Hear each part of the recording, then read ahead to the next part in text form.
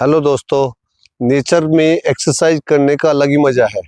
देखो कितने चारों तरफ पेड़ पौधे हैं, कितनी हरियाली है चारों तरफ। आप देखिए एकदम बिल्कुल फ्लावर्स कैसे खिले हुए हैं चारों तरफ, और देखो रंग बिरंगे फूल्स कितने बढ़िया सुंदर लग रहे हैं और कितना मजा आ रहा है। क्योंकि जब आप यहाँ एक्सरसाइज करते हैं तो इसका अलग ही आनंद आता है।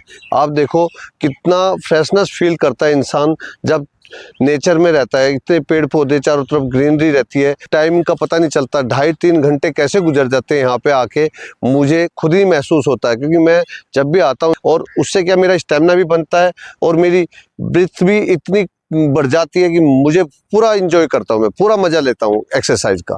क्योंकि अभी थकावट नहीं होती है, ऐसा लगता ही नहीं कि हाँ मैं थक चुका हूँ। तो तभी दोस्तों सभी को मैं कहना चाहता हूँ कि आप नेचर में एक्सरसाइज कीजिएगा और नेचर को ही अपनाइए, और बहुत सारी चीजें आपको बेनिफिट मिलेंगी। थैंक यू सो मच दोस्तों।